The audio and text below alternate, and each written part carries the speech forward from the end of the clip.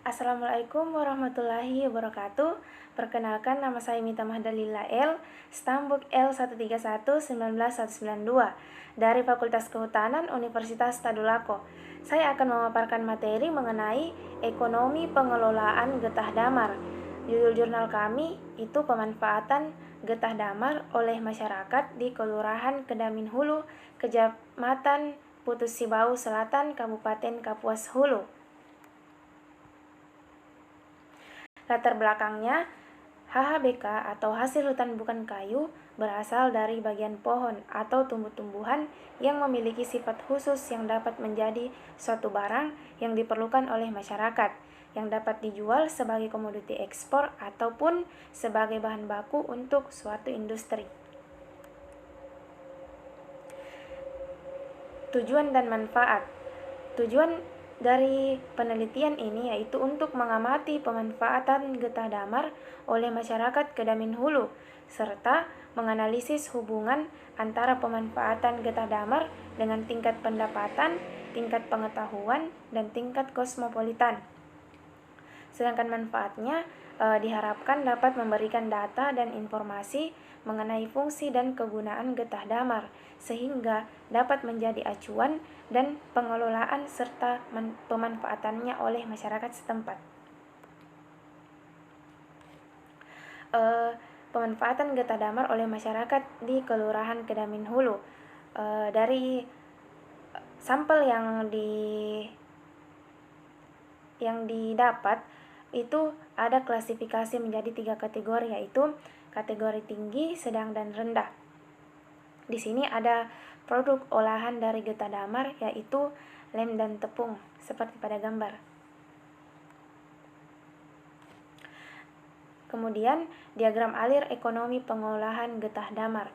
Yang pertama itu barang dan jasa yang ada, kemudian uang yang dibelanjakan, ada pendapatan, tenaga kerja serta input-input lainnya, dan finansial antara. Yang pertama, barang dan jasa.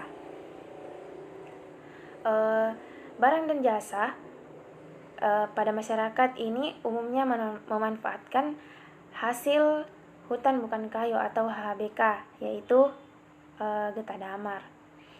Kemudian getah damar ini dilihat dari potensinya itu merupakan salah satu tanaman hutan yang mampu memberikan produksi baik kayu maupun bukan kayu. Karena dengan kualitasnya yang tinggi ini, maka getah damar ini dapat dimanfaatkan sebagai obat-obatan, pangan, tekstil, dan lain-lain. Tidak hanya mengetahui manfaatnya saja, tetapi keterkaitannya dengan hubungan antar pengetahuan pendapatan masyarakat dengan memanfaatkan hasil hutan bukan kayu. Kemudian yang kedua ada uang yang dibelanjakan. Nah, di sini pada pemanfaatan uang dari hasil getah damar, masyarakat dapat memenuhi kebutuhan hidupnya dan menunjang perekonomian mereka. Namun, besar kecilnya pendapatan masyarakat tergantung lagi bagaimana mereka mengelola getah damar dengan baik. Jika semakin tinggi kesadaran seseorang akan pentingnya pengolahan getah damar, maka semakin besar pula penghasilannya terhadap pemanfaatan getah damar. Namun sebaliknya, jika semakin rendah kesadaran seseorang atau ketidakpeduliannya terhadap pengolahan getah damar, maka semakin rendah atau kurang juga pendapatan yang akan mereka peroleh. Jadi, disimpulkan tingkat pengetahuan seseorang dapat memengaruhi pola pikir atau tingkat kesadaran dan perilaku seseorang terhadap tingkat pemanfaatan getah damar. Kemudian yang ketiga, pendapatan. Pada daerah ini, masyarakat yang pendapatannya tinggi atau sedang itu mempunyai tingkat pemanfaatan yang tinggi pula dalam memanfaatkan getah damar. Sedangkan masyarakat yang pendapatannya rendah mempunyai tingkat pemanfaatan yang sedang terhadap pemanfaatan getah damar. Jadi, disimpulkan bahwa masyarakat yang memanfaatkan getah damar dengan baik dapat memperoleh pendapatan finansial yang baik pula, serta dapat memenuhi kebutuhannya. Jika dibandingkan dengan masyarakat yang kurang memanfaatkan, tentunya mereka kurang memperoleh hasil baik pendapatan finansial ataupun memenuhi kebutuhan sehari-harinya, itu juga pasti kurang. Kemudian yang keempat, tenaga kerja serta input lainnya. Nah, di sini masyarakat dalam mengelola getah damar ini dibantu sedikit campur tangan dari pemerintah desa. Di sini pemerintahnya itu benar-benar membimbing masyarakat sekitar untuk mengelola getah damar ini. Kemudian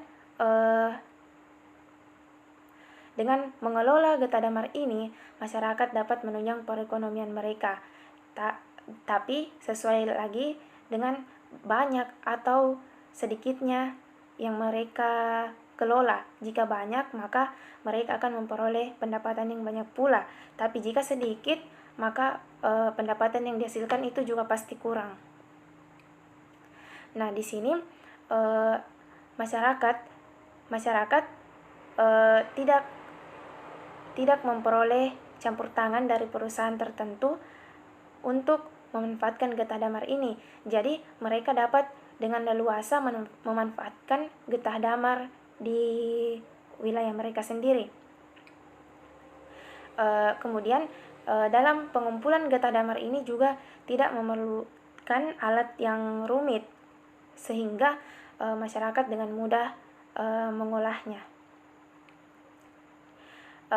Getah damar ini sangat terkenal dengan dapat dijadikannya sebagai obat-obatan, lem, tepung, dan sebagainya.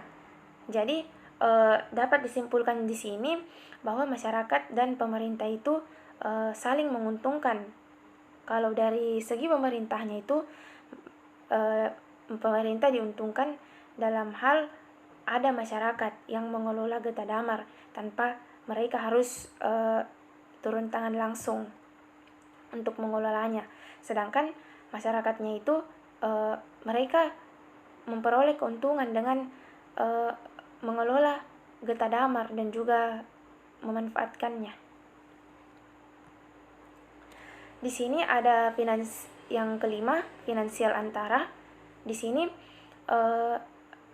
masyarakat dalam memanfaatkan getah damar ini pastinya mendatangkan keuntungan untuk mereka sendiri. Jadi semakin giat atau semakin mereka mengelolanya dengan baik dan memanfaatkannya, maka mereka akan memperoleh keuntungan tersendiri juga. Misalnya pohon damar ini dapat dijadikan sebagai buku kertas, kemudian dijadikan bahan konstruksi rumah, konstruksi dalam pembangunan rumah. Kemudian getahnya ini dapat dijadikan lapisan plastik, cat, tinta, tekstil, bahan plaster, dan juga korek api. Juga dapat digunakan sebagai bahan pewarna alami membuat lilin, cat, dan sebagainya. Jika masyarakat memanfaatkan getah damar ini dengan baik dan melestarikannya, maka akan berdampak pula pada mereka di masa mendatang, baik itu keuntungan finansial ataupun memenuhi kebutuhannya sehari-hari.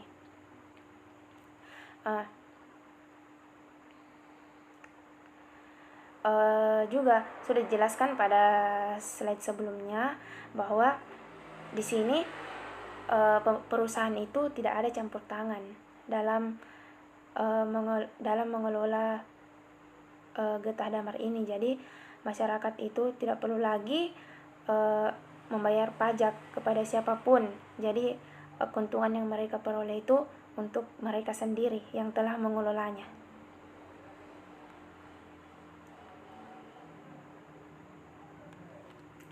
Baik, itulah tadi pemaparan materi dari saya. Kurang dan lebihnya mohon dimaafkan. Sekian dan terima kasih. Wabillahi taufik wal hidayah. Wassalamualaikum warahmatullahi wabarakatuh.